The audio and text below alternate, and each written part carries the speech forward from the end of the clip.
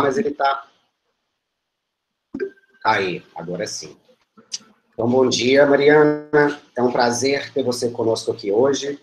A nossa coloquista de hoje é a professora Mariana Malar, da Universidade de Brasília. Ela é professora da UNB desde 2010. Ela foi professora visitante da Universidade de Gotemburgo, na Suécia, em 2 ocasiões, de 2016 a 2018, que é a ocasião mais recente. Ela também teve uma passagem por lá em 2012. A titulação dela foi obtida na UFMG, graduação, mestrado, doutorado em Física da Matéria Condensada. Ela fez pós-doutorados no City College of New York, no Centro Internacional de Física da Matéria Condensada, em Brasília, e no Instituto Internacional de Física, em Natal. A área de atuação dela é em Física da Matéria Condensada, Sistemas Topológicos, Ciência dos Materiais. Mariana, é um prazer ter você conosco aqui, obrigado por ter aceito esse convite. Eu passo a palavra para você. Obrigada, Daniel, e obrigada também aos demais organizadores do colóquio da Federal Fluminense, o Rodrigo e o Fernando. É um prazer para mim aceitar esse convite, então obrigada pelo convite. Obrigada também pela oportunidade de falar sobre um tema que é uma área relativamente recente de pesquisa na física da matéria condensada, então, nesse sentido, representa assim, uma área de oportunidade para novos pesquisadores, né, estudantes de doutorado, pós-docs, porque é uma área que está em construção, né? Então, obrigada pela oportunidade de falar sobre esse tema aqui no colóquio da UFF. Então, acho que agora eu posso apresentar, né, a minha tela. Pode sim, por favor. Ok.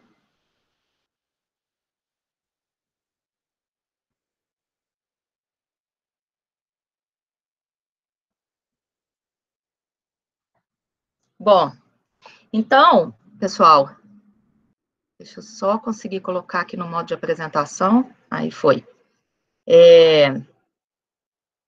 Eu vou falar para vocês, né, sobre comportamentos de escala em transições de fase em sistemas topológicos. Como eu disse, é uma área que é recente de pesquisa em sistemas topológicos e em matéria condensada de modo geral, né? O resumo dessa minha apresentação, bom, eu peço desculpa a vocês que os slides estão em inglês, porque eu aproveitei alguns slides de outros seminários, então, para ser consistente, acabei fazendo todos eles em inglês, né? Mas a apresentação vai ser falada em português. Bom, o resumo dessa apresentação é o seguinte: eu vou iniciar fazendo uma breve revisão dos conceitos mais gerais que envolvem a transições de fase quânticas, e, em seguida, eu vou especificar para o caso de transições de fase quânticas em sistemas topológicos. Nesse contexto, é interessante a gente falar sobre o gap de energia, o papel do gap de energia na caracterização de transições de fases topológicas, e também de um novo conceito, que é a função curvatura, que oferece um marcador bem definido para uma transição de fase topológica. Então, a função de curvatura, ela diz se uma transição de fase topológica ocorre ou não. E o interessante é que é uma grandeza que apresenta comportamento de escala. Outra grandeza interessante que apresenta comportamento de escala em transições em sistemas topológicos são os estados de Borda. Nós vamos falar sobre essa característica dos estados de Borda. Eu vou abordar também o conceito de ordem em transições de fase topológicas e o comportamento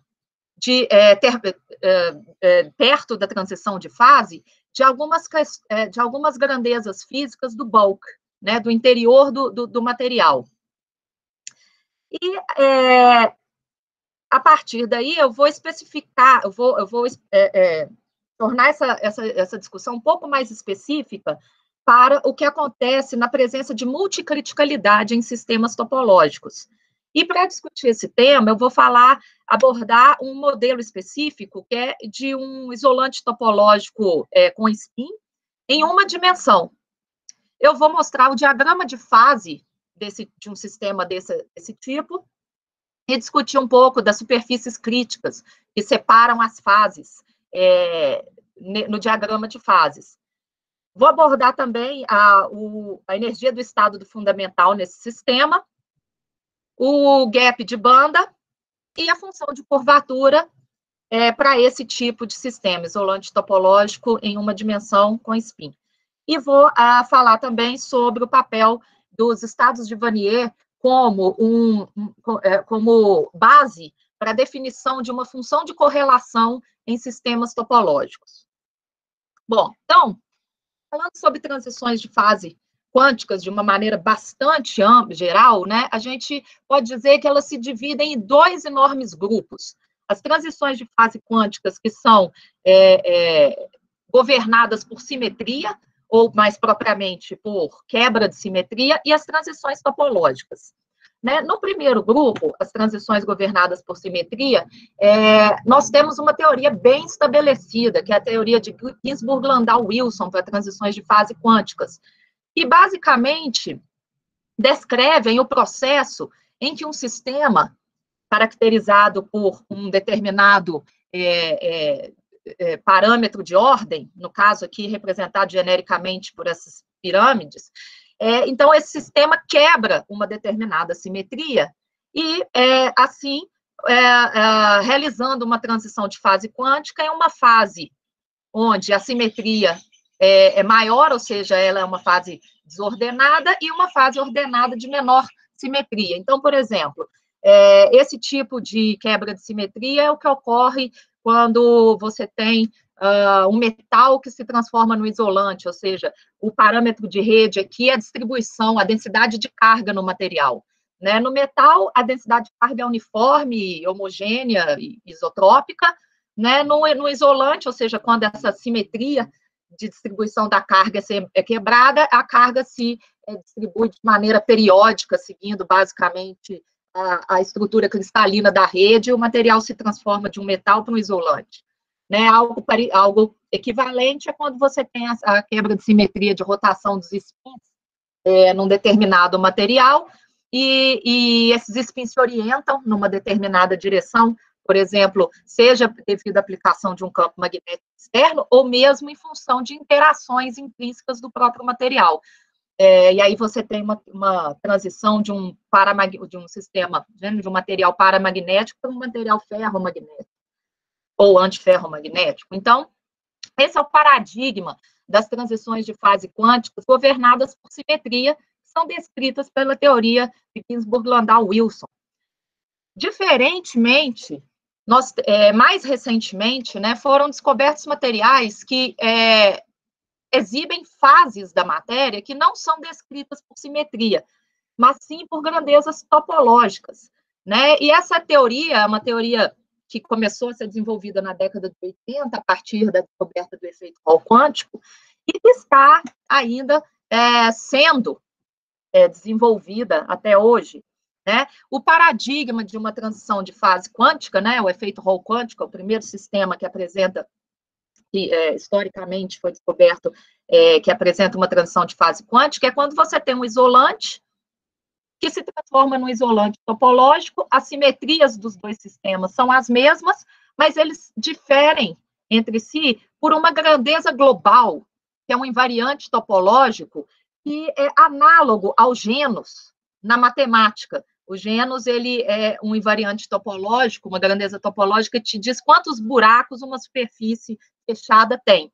Né? Então, o isolante topológico, ele é equivalente a uma esfera, e o isolante trivial, desculpa, e o isolante topológico do sistema Hall quântico seria o equivalente de um donut. Né? A diferença física entre esses dois sistemas é que esse aqui é um isolante, ou seja, os elétrons do nível de Fermi, eles estão basicamente restritos a orbitar em torno dos seus respectivos núcleos, enquanto aqui elétrons formam canais de condução na borda do material, que são basicamente canais sem dispersão, sem dissipação. Então, o isolante topológico, ele apresenta esses estados de borda. E essa característica é identificada pela mudança no invariante topológico do sistema, certo? Bom, em ambos os casos, tanto transições de fase quânticas por simetria, por quebra de simetria, ou por uma mudança num invariante global topológico do sistema, em ambos os casos, a transição ocorre quando um determinado parâmetro do sistema, ou uma coleção de parâmetros do sistema, que aqui eu vou genericamente chamar de G, né, é variado e é variado através de um valor crítico, GC, certo? Em transições por quebra de simetria, a transição é assinalada, é marcada por uma variação contínua de um parâmetro de ordem, que pode ser, por exemplo, a magnetização, ou a densidade de carga. E então, esse parâmetro de ordem ele varia continuamente de um valor esperado nulo na fase desordenada por um valor esperado não nulo, mas essa variação é contínua em torno do valor crítico. Em contraste, numa transição topológica, a transição topológica ela é marcada por uma variação descontínua de um invariante, ou seja, uma grandeza que se mantém constante dentro de cada uma das fases e experimenta um salto descontínuo no ponto crítico. Né? Então, na teoria de bandas topológicas, né, existe uma classificação muito famosa chamada Tenfold Way, onde as diversas classes topológicas são apresentadas em termos de simetrias não espaciais, que são simetria de reversão temporal, simetria quiral e simetria partícula-buraco. 0, 1 e menos 1 correspondem aqui à ausência ou à presença da simetria, onde 1 é a presença da simetria quando essa matriz que descreve a simetria, o quadrado dela é 1 ou o quadrado dela é menos 1. E nas várias dimensões possíveis, e aqui no caso, na teoria, é considerado até 8 dimensões espaciais, né? Nós temos aqui qual é o invariante, o tipo de invariante topológico que descreve as fases topológicas do material. Então, digamos que você tem um material bidimensional na classe de simetria D3. Você olha aqui na tabela, você sabe que esse material é caracterizado por um invariante topológico do tipo Z2. Eu não vou entrar em detalhes agora do que é qual que é a definição matemática de cada um desses invariantes topológicos. Mas, basicamente, essa tabela que nos dá todas as classes de simetria e os seus correspondentes invariantes topológicos em função das simetrias temporal, de reversão temporal, partícula, buraco e quiral, e das dimensões. Bom, voltando aqui para transições de fase por simetria, por quebra de simetria, né? Esse tipo de transição apresenta sempre uma energia do estado fundamental não analítica. Então, se você olha como que a energia do estado fundamental varia com o parâmetro que governa a transição, G, né? Bom, a energia é uma função contínua de G. Mas, quando você olha as derivadas, aparece uma descontinuidade, que, em geral, é na segunda derivada. Então, em geral, transições de fase quântica são de segunda ordem. Então, aqui é o caso típico, né? A energia do estado fundamental é contínua, a primeira derivada, em função de G, em relação a G, é contínua, mas na segunda derivada você tem uma não analiticidade exatamente no ponto crítico, tá? Transições de fase quânticas por quebra de simetria também apresentam uma energia característica, que eu vou chamar aqui de delta, que zera, e vai a zero no GC, no ponto crítico. E um comprimento característico do sistema, algum comprimento do sistema que diverge no ponto crítico, certo? E esse comportamento governado por expoentes críticos. Então, nós dizemos que delta que é a energia, e que o comprimento característico, eles variam com a distância, com a distância em relação ao valor crítico, e essa variação é governada por coeficientes ou expoentes críticos. No caso do delta é Z vezes Ni, e no caso do comprimento característico, que é menos Ni. Certo? O ponto, então, que a gente se coloca exatamente nesse ponto é o seguinte: nós vimos anteriormente que transições de fase topológicas são caracterizadas pelo invariante topológico, certo? A pergunta, mas o invariante topológico, ele varia de maneira descontínua, como nós vimos. A pergunta é, existem outros marcadores que apresentam um comportamento de escala, ou seja, que apresentam um comportamento contínuo que possa, portanto, ser quantificado através de leis de escala, expoentes críticos, né? Então, nós temos outros marcadores, além do invariante topológico, para caracterizar uma transição topológica, como que é o comportamento das grandezas físicas propriamente dita. Por exemplo, energia. Como é que a energia varia ao longo de uma transição topológica? Porque quando você olha para o invariante topológico, ele não te dá informação sobre como que as grandezas físicas variam em torno da transição. E como que a gente define ordem de transição topológica? E comportamento de escala, como eu já disse. Então, essa é uma das perguntas, algumas das perguntas que nós vamos abordar nessa apresentação. Bom, falando sobre marcadores de transições topológicas, né, o gap de energia, ele é quase um marcador de transição topológica, só que não, né?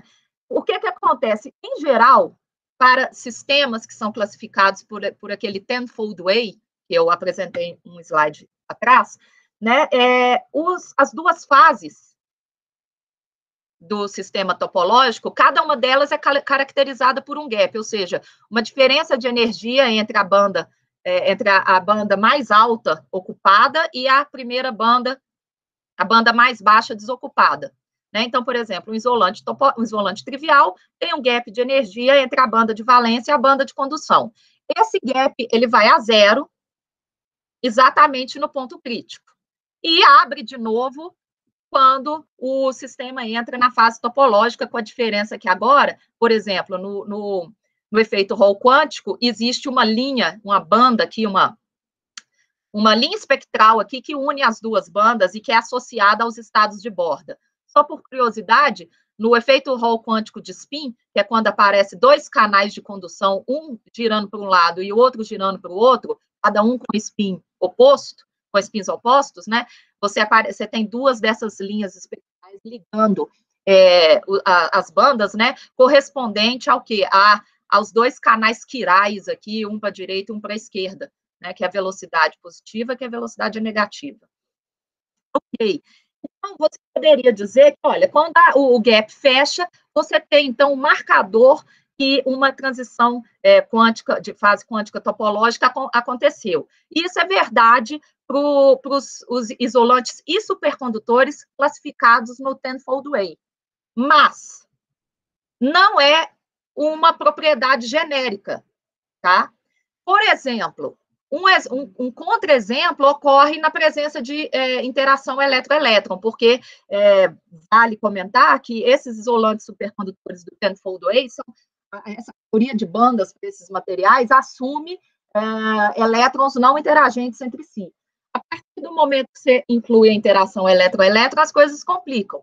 Por exemplo, vamos ver esse artigo aqui de 2015, né, onde os autores identificam que interações elétron-elétron mudam completamente a situação e transições de fases topológicas podem ocorrer sem o fechamento do gap. Então, você sai de uma fase trivial para uma fase topológica sem o gap fechar. Então, você veja que o fechamento do gap não é um marcador genérico ou universal de uma transição de fase topológica. E nós vamos ver nessa apresentação que pode acontecer até mesmo de que o gap fechar sem uma transição de fase topológica, ou seja, a situação inversa. O gap fecha, mas o sistema não muda de fase. A fase da direita e a fase da esquerda são as mesmas, tá? Isso na ausência de interação elétron-elétron. Então, assim, basicamente, qualquer coisa pode acontecer do ponto de vista do gap, ele não serve como um marcador. Mas existe uma grandeza que pode ser computada para esses sistemas topológicos que oferece um marcador fidedigno de uma transição topológica, que é a função curvatura. E, além do mais, ela apresenta comportamento de escala. Então, nesse artigo de um dos meus colaboradores, que está aí na plateia, o Wei, e o André Schneider, como o Wei gosta não é Schneider, igual o nosso colega aqui do colóquio. Mas, enfim, voltando, eles propõem que um invariante topológico, para um determinado sistema topológico, C, ele pode ser escrito como uma integral na zona de Brillouin de uma função, eles chamam de função de curvatura, que depende dos Ks, né, do momento na zona de Brillouin, e dos parâmetros M do material, né? E eles demonstram que essa função de curvatura ela pode apresentar dois comportamentos básicos. Ela desenvolve um pico, que se torna cada vez mais pronunciado à medida que o parâmetro M se aproxima do valor crítico MC. Esse é o que eles chamam de cenário de divergência do tipo pico, ou um cenário de divergência do tipo shell, né, que é quando a função curvatura tem esse formato aqui, ó, de shell, né, de casca, ou seja, você tem uma região, uma lombada aqui, e uma região, no caso aqui, um poço, que depois se transforma num pico na transição de fase. Esses dois cenários, o primeiro, eles demonstram que acontecem quando o fechamento do gap na transição ocorre de forma linear, e aqui, quando ele ocorre de forma parabólica ou em ordens, ou com potências maiores. Mas o ponto central aqui é que esse ponto, que é o ponto crítico, sempre é caracterizado por uma inversão no pico da curvatura. Ou seja, de um lado, se de um lado o pico está para cima, do outro lado o pico está para baixo. Então, a inversão no pico da curvatura é um marcador de transição topológica, né? Mesmo se o gap não fechar, digamos, o pico vai inverter na transição de fase topológica, o pico da função curvatura. E mais, essa função curvatura apresenta comportamento de escala. Então, esse F computado em K0, onde K0 é o ponto associado à transição, que é a altura desse pico, né, ou a profundidade do poço, ela varia com a distância em relação ao ponto crítico, de acordo com algum expoente aqui, gama. E a largura, ou o inverso da largura, que varia também com a distância em relação ao ponto crítico, com o expoente Ni, né? E esse comportamento de escala, então, pode ser estudado.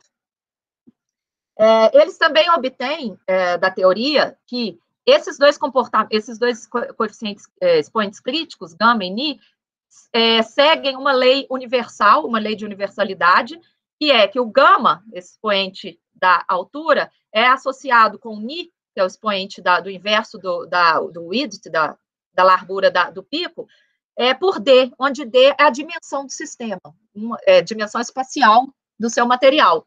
É uma lei de universalidade, certo? Beleza.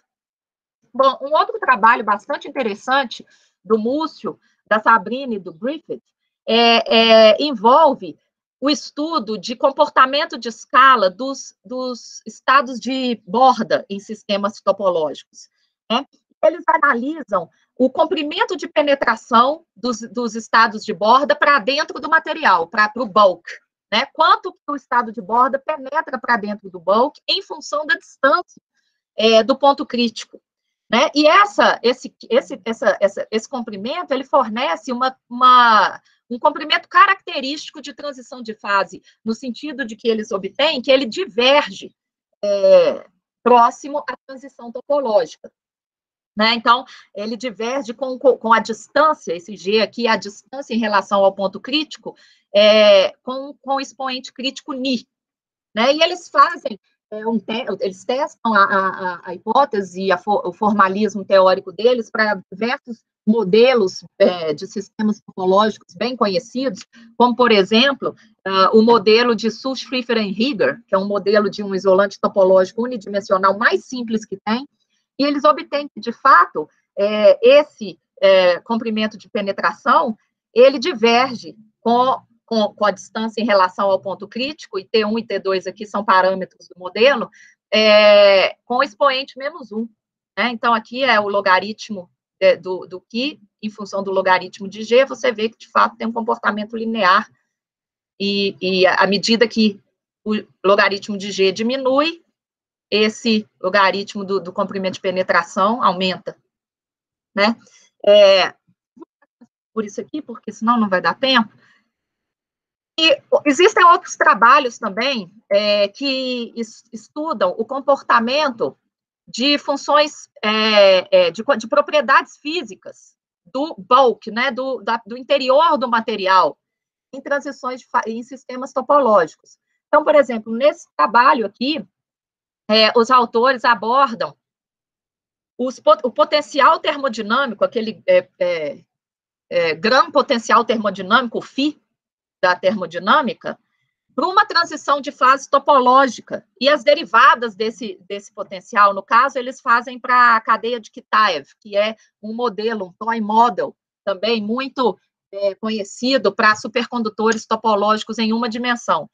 E eles encontram que esse potencial termodinâmico apresenta ordem, ele é caracterizado por, na transição de fase, né, esse potencial apresenta alguma descontinuidade, alguma das derivadas do potencial apresenta descontinuidade, que define a ordem da transição. E eles obtêm que a ordem é sempre D na borda do material e D mais 1 no interior do material, onde D é a dimensão do material. Então, por exemplo, o material bidimensional, a transição de fase na borda é de segunda ordem e no interior é de terceira ordem.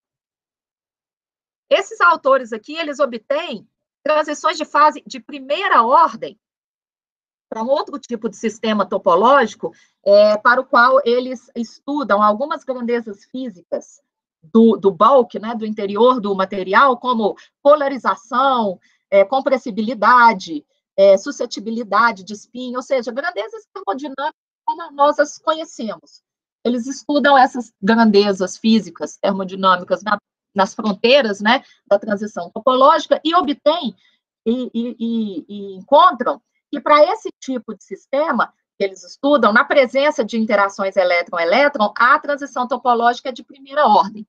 Então, isso é um apanhado de resultados bastante recentes que nos mostram que transições topológicas podem ser, sim, caracterizadas por grandezas termodinâmicas que apresentam descontinuidade, que, portanto, o conceito de ordem numa transição de fase topológica pode ser definido, grandezas que apresentam comportamento de escala e expoentes críticos, ou seja, conceitos que são bem estabelecidos em transições de fase não topológicas, né?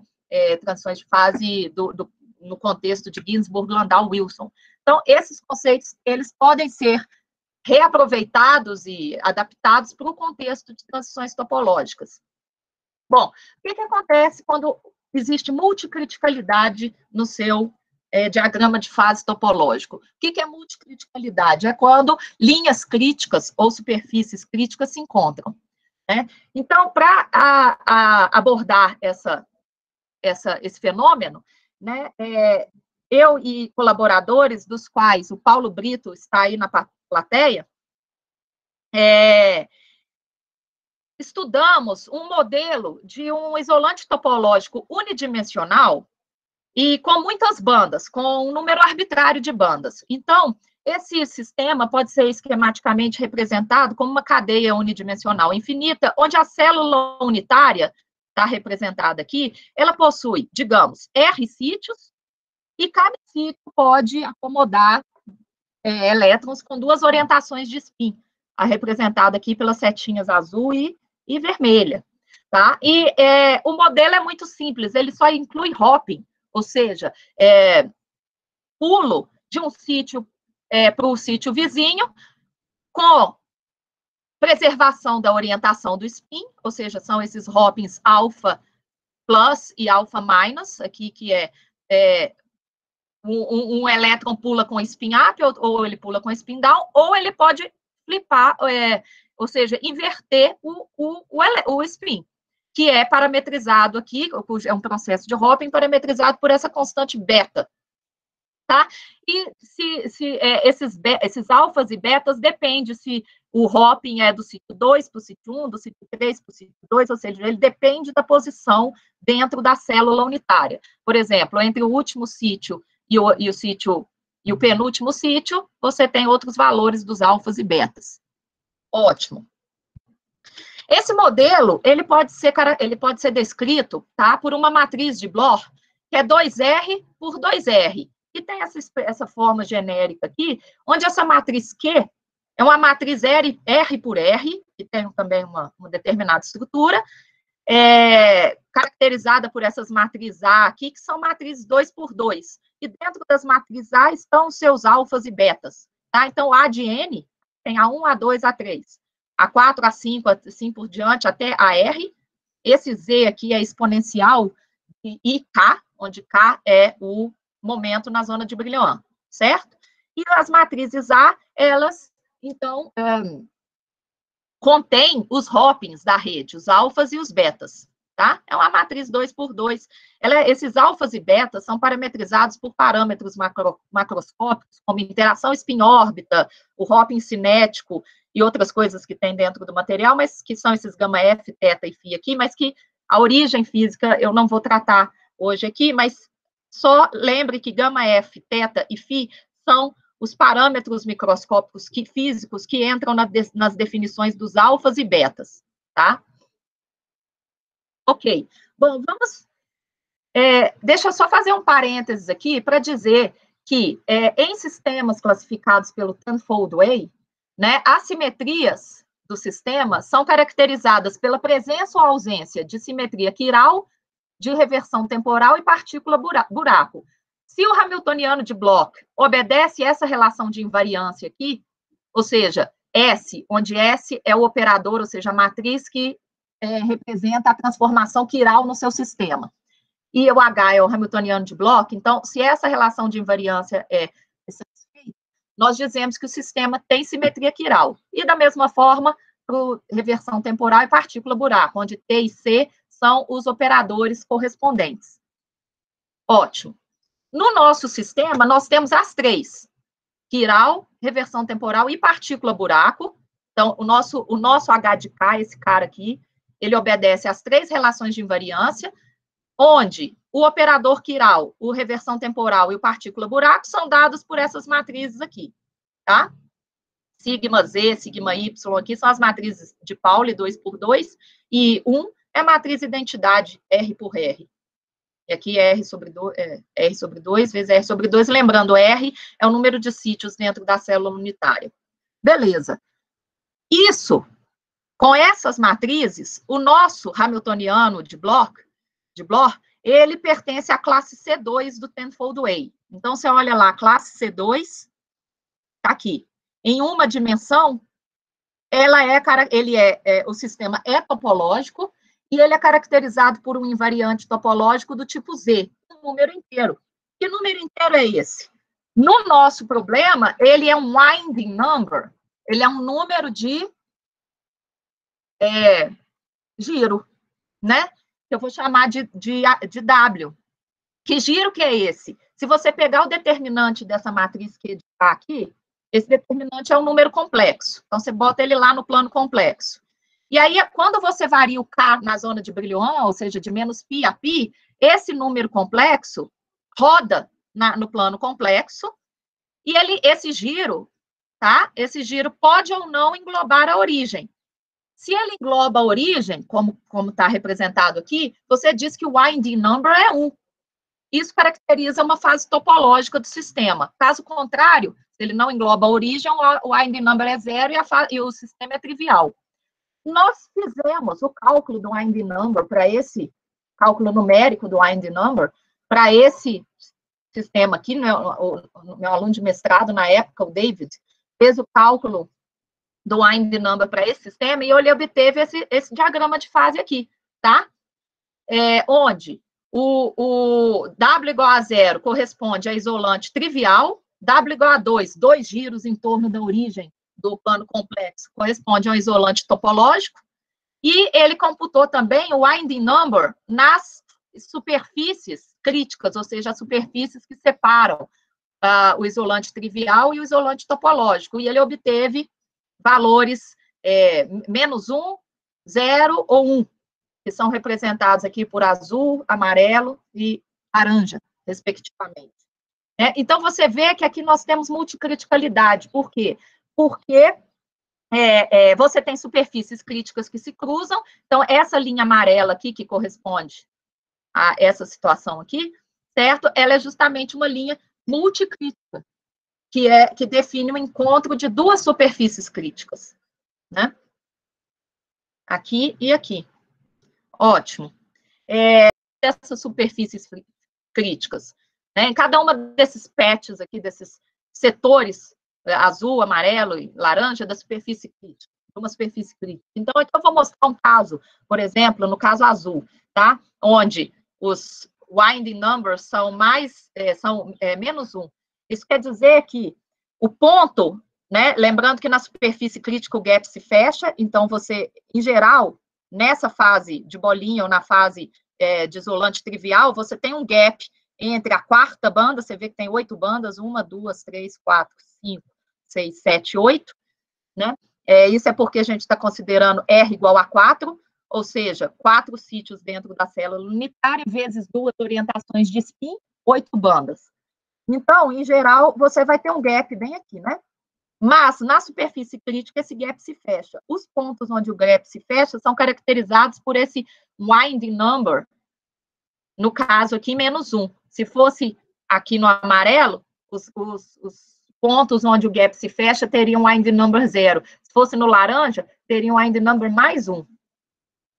No caso, vamos ver, então, no caso número -1. Então, você vê que o gap se fecha através da formação de 2 nós na energia exatamente igual a 0, que são nós que têm simetria de reversão temporal, ou seja, esses 2 nós são o simétrico um do outro por reversão temporal. E o fechamento de banda, isso é importante, é linear, tá? Então, essas 2 bandas se cruzam linearmente, tá? E elas têm invariante topológico igual, né? Esse ponto onde o gap se fecha, que eu vou chamar de nó, carrega o mesmo invariante topológico, com a mesma carga topológica, -1 aqui no caso. No trabalho anterior, né, nós analisamos como que essa estrutura de bandas, o que acontece com ela se a gente varia, por exemplo, um parâmetro em cima da superfície crítica. No caso aqui, nós estamos variando o θ. Então, imagina que você pega o θ aqui, ó, e varia esse θ aqui, e varia ele em cima aqui de alguma superfície crítica. Nós vemos que esses nós, eles se movem na zona de Brillouin. A cada valor de θ, os nós estão em um determinado ponto da zona de Brillouin, né? Então, nós temos aqui um caso de nós que se movem, mas que não podem ser desfeitos porque eles são forçados por simetria. Nesse ponto aqui, existe uma simetria que eu não comentei, que é uma simetria de espelho, e força a existência desses nós. Isso, a gente pode, quem conhece semimetais de Weyl, vai perceber uma analogia aqui, né? Em semimetais de Weyl, você tem uma situação parecida, nós que se movem na zona de Brillouin, mas, no caso de semimetais de Weyl, esses nós carregam cargas topológicas opostas. Então, eles se movem, mas, eventualmente, eles podem se aniquilar. Se eles se encontrarem, eles se aniquilam e o gap se abre. Isso não acontece no nosso sistema. Então, esses nós movíveis, que têm as características de nós de Weil, que são movíveis na zona de Brillouin, tem, nesse caso aqui, uma propriedade ainda adicional, que é que eles não podem ser desfeitos. Isso se deve ao fato de que essas cargas topológicas aqui são repulsivas, ou seja, elas têm o mesmo sinal. Então, diferentemente do caso de Weil, que os nós de Weil, né, os cones de Weil, eles possuem uma proteção topológica local, porque eventualmente eles podem se mergir, né, se coalescer e abrir um gap. No nosso caso, nós temos uma proteção topológica global, porque esses nós nunca podem se fundir e se aniquilar, tá? Ok. Voltando ao nosso diagrama de fase, existem alguns tipos de transições possíveis aqui nesse diagrama. Uma, por exemplo, você pode sair de um isolante trivial para um isolante topológico cruzando essa superfície crítica aqui A, que na verdade é um plano, caracterizado por φ igual a 0,25π, tá? Então, você pode fazer uma transição do tipo 0, 2, isolante trivial, isolante topológico, winding number 0, winding number 2, cortando a superfície crítica A. Ou então, você pode fazer o mesmo tipo de transição, trivial topológico, mas através da superfície curva B, certo? Agora, existe uma possibilidade bastante curiosa, que é você cruzar um ponto crítico, onde as coisas se tornam críticas. Por exemplo, nós vamos ver, a energia do estado fundamental é não analítica, mas você sai de uma fase e reentra, não sei se existe essa palavra, mas você entra de novo na mesma fase. Por exemplo, isolante trivial de volta para isolante trivial, ou topológico para topológico. Isso é bastante curioso, né? As coisas não costumam ficar críticas em transições de fase sem que uma transição de fase ocorra.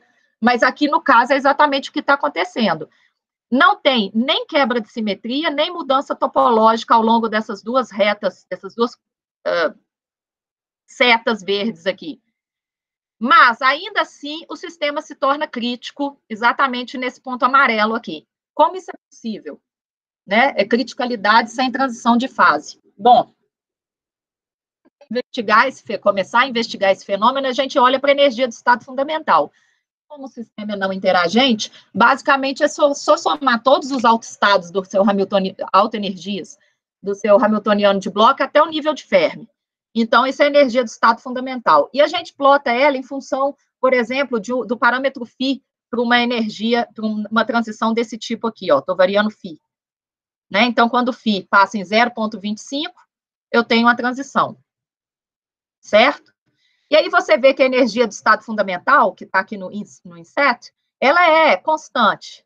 Quer dizer, ela é analítica. Tá? As várias cores aqui estão para sistemas cada vez maiores, ou seja, tentando chegar perto do limite termodinâmico. Então, a energia do estado fundamental é contínua, beleza, a primeira derivada também, mas a segunda derivada, no limite termodinâmico, vai apresentar uma não analiticidade. Isso para uma transição do tipo 0,2A. Para uma transição do tipo 0,2B, a mesma coisa acontece. Mesma coisa, energia do estado. Agora eu estou variando θ. Então, agora eu estou variando esse parâmetro θ aqui, ó, ao longo dessa seta verde. A energia do estado fundamental também se torna não analítica na sua segunda derivada. Tá? Ou seja, a conclusão, essas transições de fase topológicas, a gente pode definir ordem para elas, que é a não analicidade da energia do estado fundamental, e, no caso, são de segunda ordem. Tá? É o caso, digamos assim, esperado, para uma transição de fase quântica, que, em geral, é de segunda ordem. Mas, se você olhar, por exemplo, a trajetória 2,2 ou a 0,0, eu vou mostrar que é 2,2. Tá? E aí você vê a energia do estado fundamental, a energia é contínua em função, digamos aqui, do parâmetro θ, a primeira derivada também, a segunda, a terceira, mas a quarta derivada se torna não analítica, no limite termodinâmico. Ou seja, essa é uma transição de quarta ordem, transição entre aspas, né? Porque o que é que está mudando? Como eu disse, a simetria não muda, nem a topologia, mas tem criticalidade. Ou seja, a energia do estado fundamental se torna crítica, porém só em quarta ordem, diferentemente das transições de fato topológicas que são de segunda ordem. Tá. Se a gente olhar também para o gap, como é que o gap se fecha? Digamos que eu faço um corte aqui para algum valor grande, para um valor qualquer, na verdade, desse gama efetivo, e olho como é que o gap se fecha, né? As fases de isolante têm gap, e o gap se fecha nas superfícies críticas, né? Nas linhas críticas, caso eu tome um corte de gama F efetivo. Então, se você olhar como é que o gap se fecha aqui, nessa cruz, nessas cruzes aqui, né? Vou pegar só em torno de uma delas. Então, você calcula o gap e vê que você tem um gap nas fases de isolante, tanto na fase de isolante topológico, trivial quanto topológico, mas ele se anula, zero, amarelo aqui é zero, ele se anula exatamente nas linhas críticas, né? E se você fizer uma parametrização do valor do gap em função da distância em relação ao ponto crítico, onde lambda aqui pode ser φ ou θ, dependendo de qual parâmetro você está variando, né, elevado a um expoente z vezes ni, né, a gente obtém, nosso resultado é que z vezes ni é 1 para as transições topológicas, mas através do ponto crítico, z vezes ni é 2, ou seja, o fechamento do gap é linear para as transições topológicas e parabólico para o ponto multicrítico.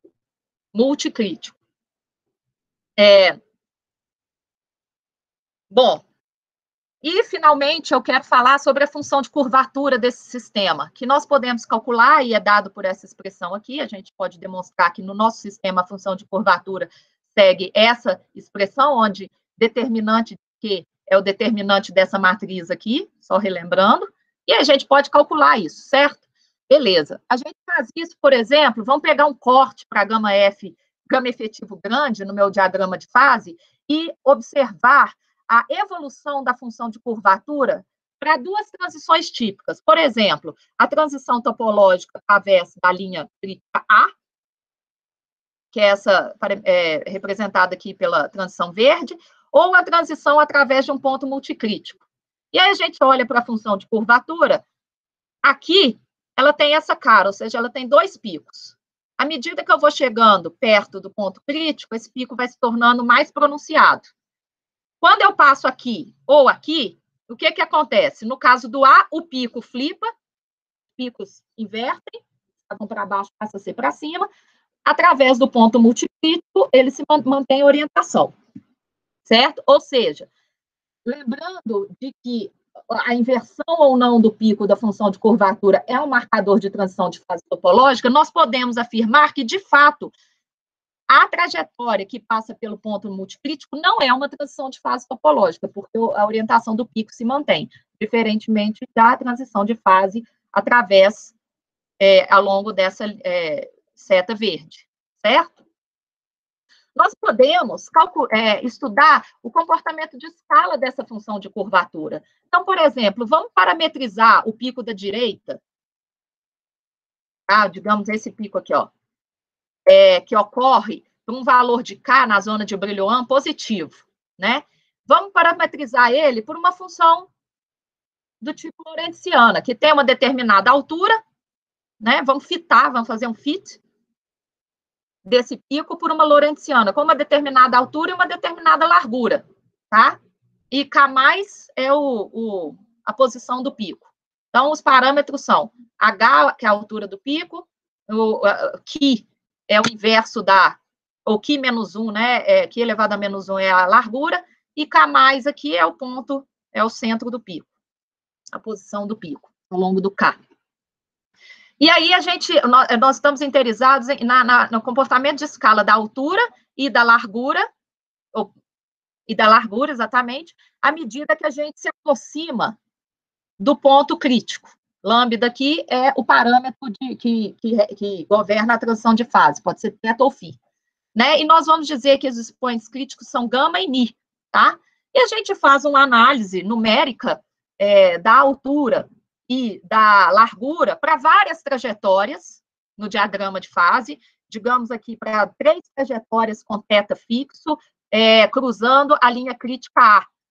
Então, varia 3 por valor de θ aqui, ó, 1, 2, 3 pontos, e cruza verticalmente essa linha A. Então, 3 trajetórias do tipo verde aqui. E a gente obtém, então, que o gama, que é o expoente crítico da altura, e o ni, que é o expoente crítico da largura, são iguais, e são iguais a 1 para qualquer uma das trajetórias. Uma trajetória cruzando, por exemplo, a linha crítica B, para 3 trajetórias, ou seja, 3 valores de φ fixos, tá? A gente obtém aqui, ó, 3 determinados fixos, cada vez mais perto do ponto crítico, está super perto do ponto crítico, do ponto multicrítico, né? O gama igual ao ni também, novamente, igual a 1.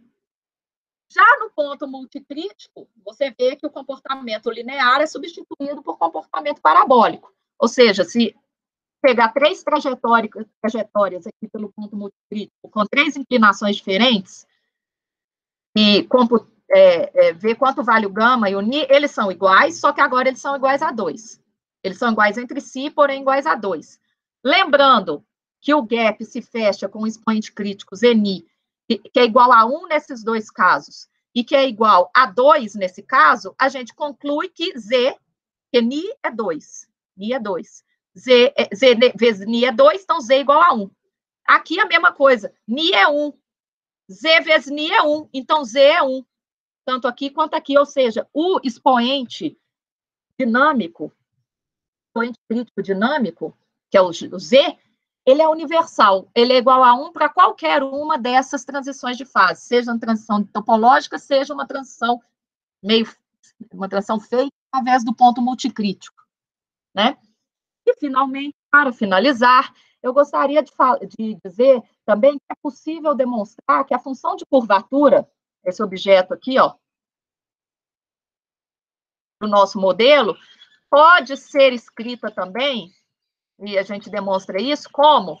Através dessa expressão aqui, ou seja, tem a ver com o produto esperado desse operador aqui, que é um gradiente no espaço, na zona de Brillouin, né, derivado em relação a K é um momento na zona de Brillouin, esse é o operador quiral do nosso modelo. E o N menos K é um estado de Bloch preenchido, tá? Então, é o estado associado à banda N, preenchida por esse sinal menos aqui, é dizer que ele está preenchido em função de K. Então, estado de Bloch preenchido, certo? Então, esse valor esperado aqui, quando você soma sobre todas as bandas N preenchidas, te dá a função de curvatura do seu modelo, do nosso modelo. E aí, essa função de curvatura, como nós vimos, ela tem uma estrutura de 2 picos, com uma determinada altura, os picos têm uma determinada altura e uma determinada largura, né? Beleza. Essa largura, né? Ela, ou melhor, a largura do pico, ela se anula próximo da transição, né? O pico vai ficando cada vez mais fino. Foi isso que nós vimos aqui, né? Ó, que a menos 1, na transição, vai a 0.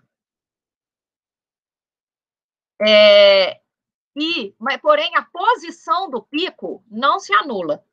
Esse valor K mais e menos K mais é sempre finito, tá?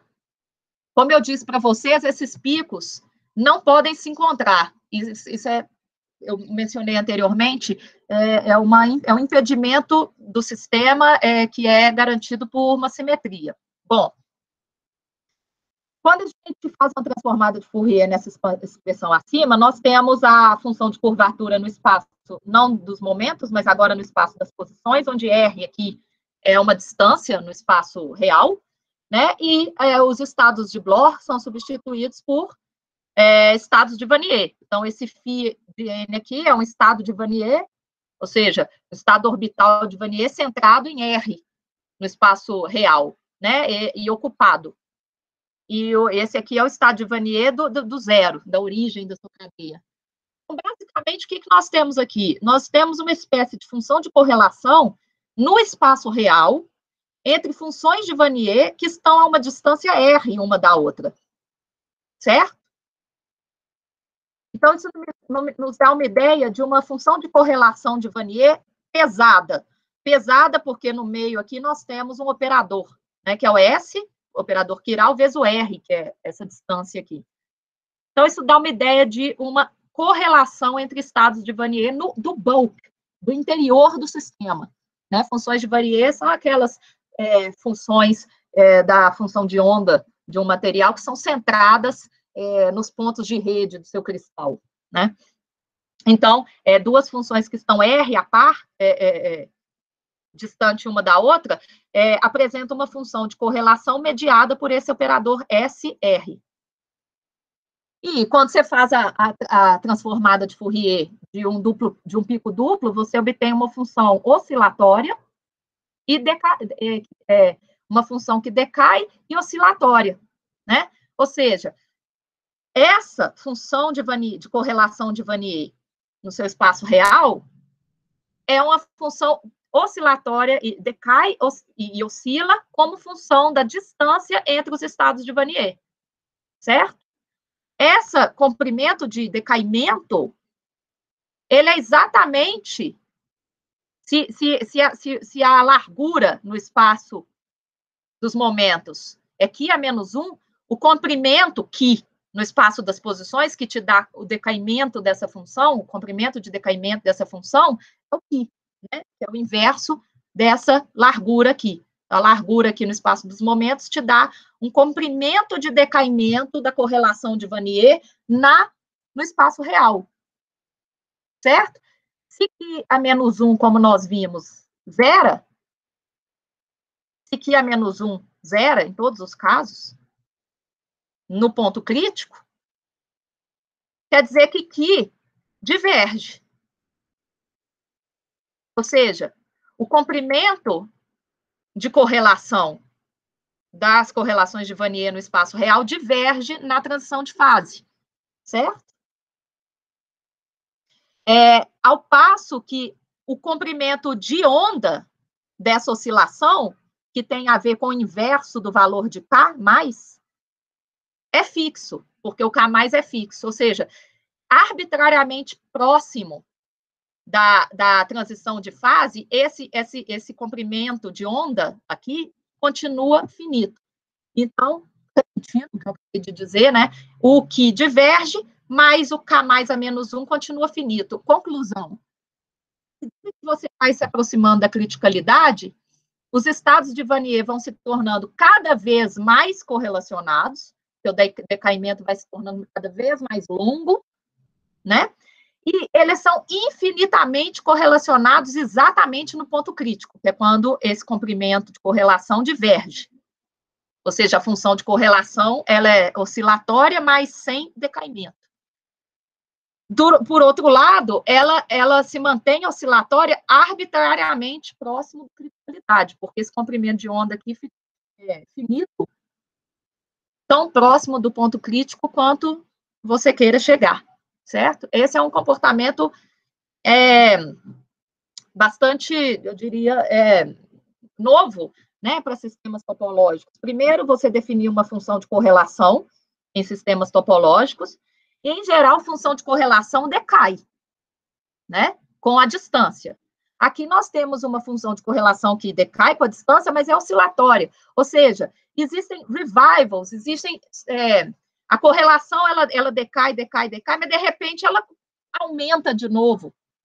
Ela é oscilatória como uma função de R. Existem revivals periódicos da correlação ao longo da cadeia inteira, certo? O que não tem paralelo, por exemplo, com sistemas quânticos não topológicos.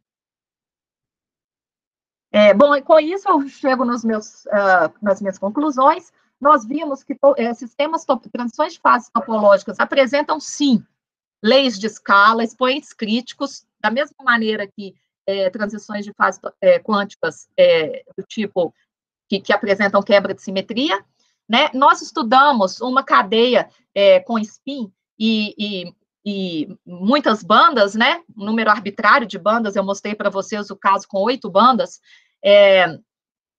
que apresenta um diagrama de fase com multicriticalidade, e nós vimos que a presença de multicriticalidade induz ao aparecimento de alguns fenômenos novos. As transições de fase topológicas, ou seja, através de uma única superfície crítica, elas são de segunda ordem e apresentam um fechamento de gap linear. Nesse tipo de transição, a função de curvatura, ou a largura do pico da função de curvatura, escala linearmente. Mas, se você atravessar um ponto crítico, as transições que eram de segunda ordem passam a ser de quarta ordem.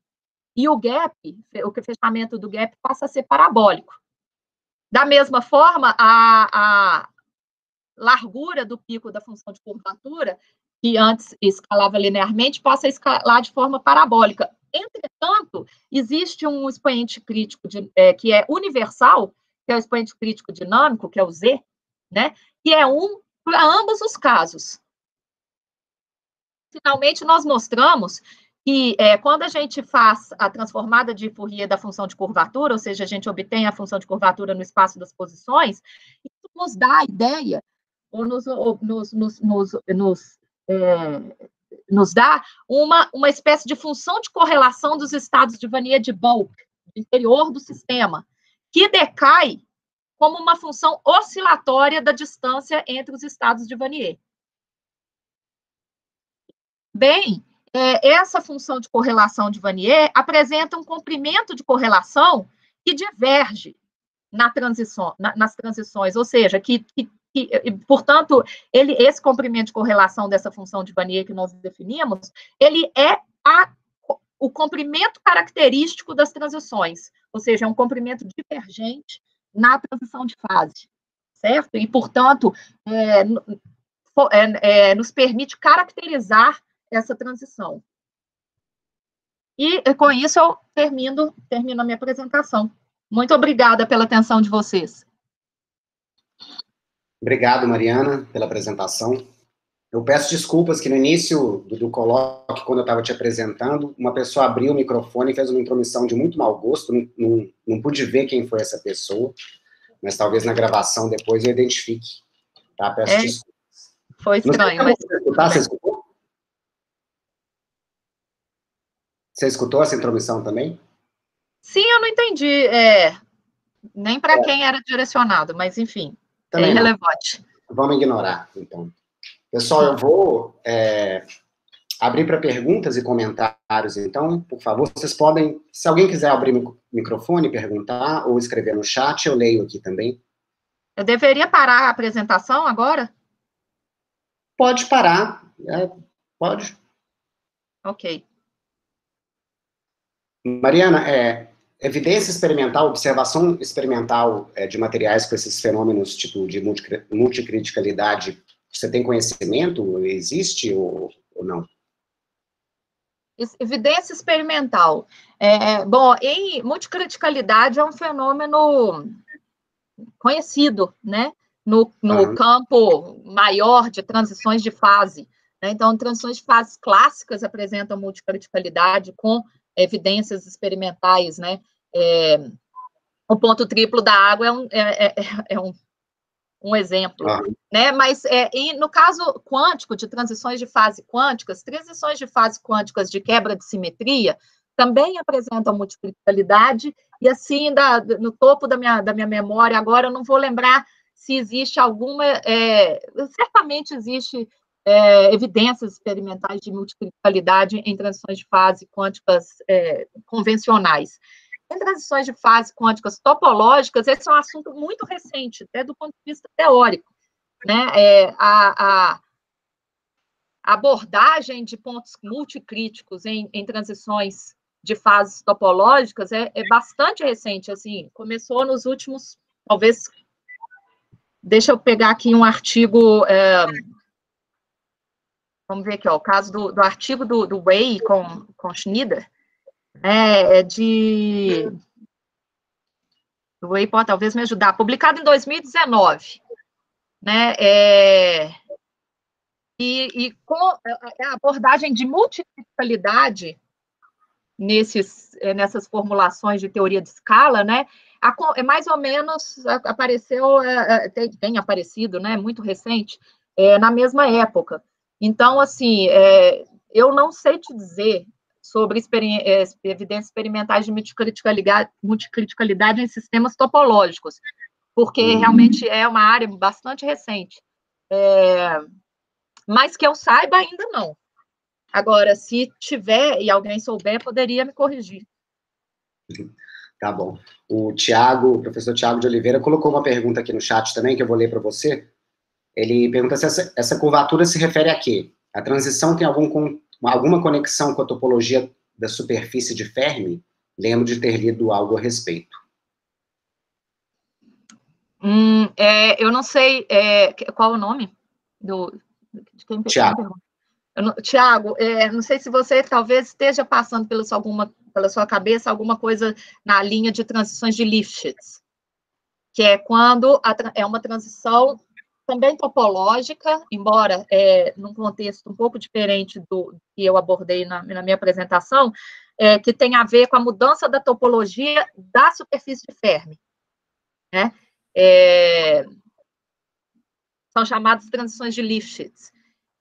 A função curvatura, originalmente, não foi definida nem pensada para esse tipo de transição. Então, em princípio, não existe uma relação, mas eu suspeito que atualmente tem gente trabalhando nessa área, ou seja, definir função de curvatura para transições de Lifshitz, que são transições topológicas associadas à mudança topológica na superfície de Fermi. Tá bom, obrigado pela resposta. Mais alguma pergunta? A Andrea Latiger, a professora Andrea Latiger, fez um comentário aqui. Fazer uma passagem destes sistemas de 1D para sistemas de dimensões maiores, 2D.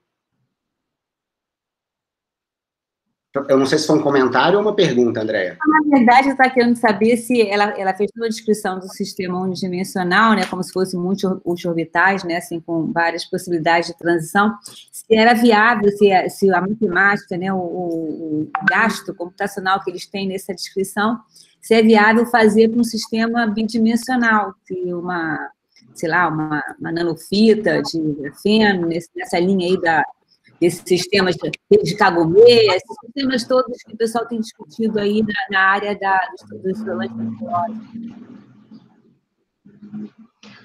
Andréia, é viável, sim, tá? A teoria fundamental é a mesma, né?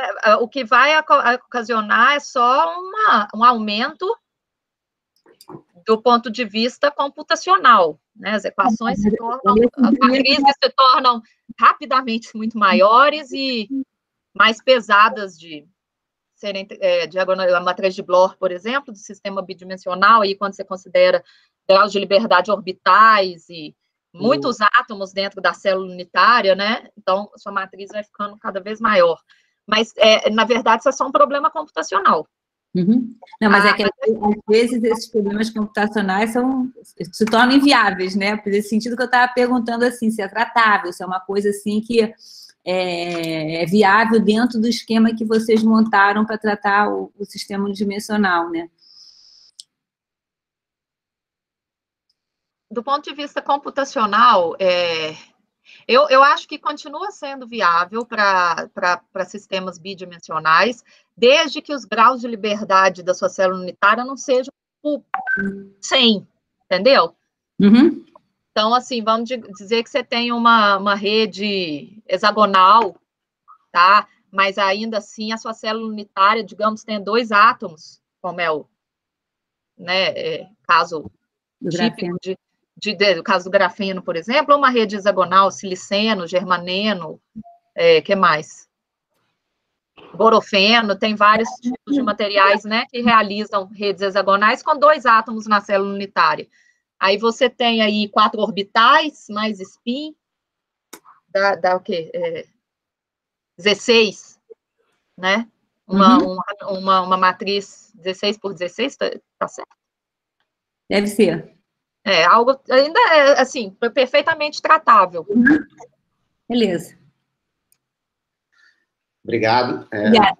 O Thiago fez uma outra pergunta aqui no chat, ele diz que nas transições usuais existem uma conexão direta com overlap ou fidelidade que quantifica a ideia de que há uma mudança brusca no estado do sistema. Já vi algumas tentativas de usar coisas parecidas, entre parênteses, conceitos de informação quântica, nas transições topológicas. Você sabe dizer o status atual? O meu status atual é que eu comecei a estudar isso e exatamente porque eu identifiquei uma analogia, né? Não só eu, mas muitas pessoas têm olhado, né? Esse problema a possibilidade de que a fidelidade, a função fidelidade, que a gente toma emprestado lá da teoria de informação quântica, tenha um comportamento de escala similar ao da função curvatura, embora as duas coisas não sejam as mesmas coisas, mas que também a função de fidelidade é um marcador de transição de fase topológica, com características específicas, tá? Mas que pode ser bastante interessante, bastante útil para identificar e caracterizar essas transições. Uma dificuldade que pode se enfrentar quando se trata essa fidelidade, nesse contexto, é como definir muitos corpos, tá? Não é algo muito claro. Bom, mas é sim uma direção bem interessante a ser perseguida. Acho que o seu colaborador até colocou uma referência aí para a gente. Ele falou, Hi, Thiago, indeed there is a connection between fidelity, susceptibility and curvature function in topological phase transitions.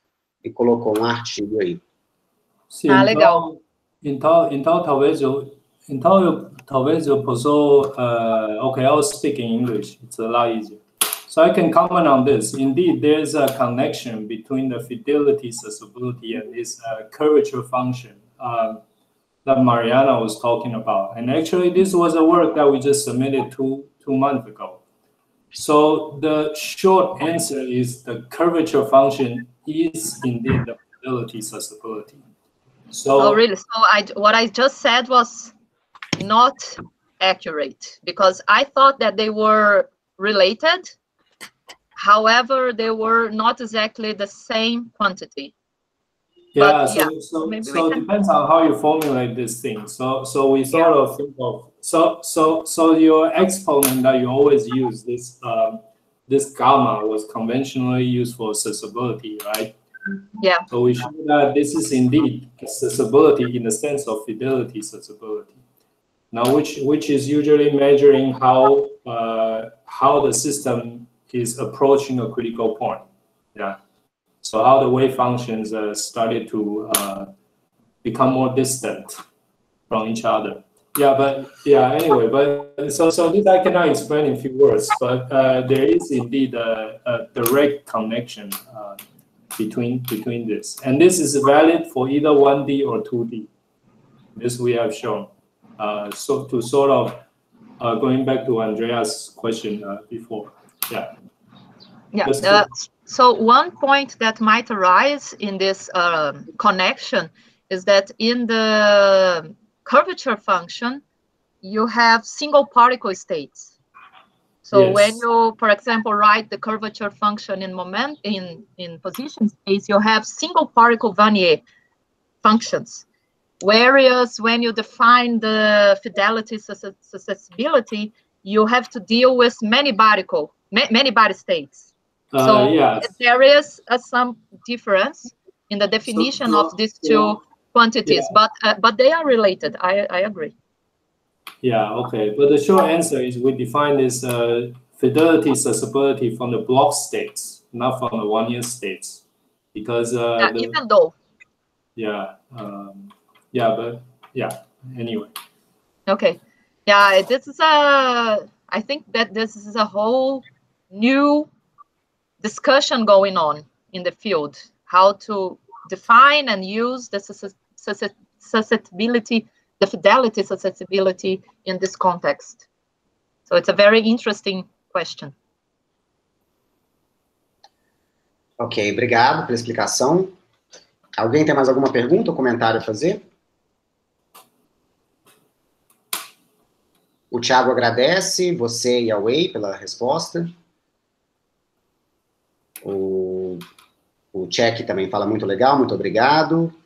Então, vamos agradecer a Mariana novamente pela palestra. Obrigado, Mariana. Obrigada eu. Eu que agradeço pela presença de todos vocês, de todas e todos vocês. E fica o convite para você visitar a UF quando passar enfim, esse delírio que a gente está vivendo aí agora. Com certeza irei, com muito prazer. O professor Caio agradece também, a Ana. Tem vários agradecimentos aí no chat que você pode ler também. Ah, agora que eu vi que posso abrir o chat aqui. Bacana, pessoal. Muito obrigada pelos comentários, pelas perguntas. E eu que agradeço. Então, vou encerrar a gravação.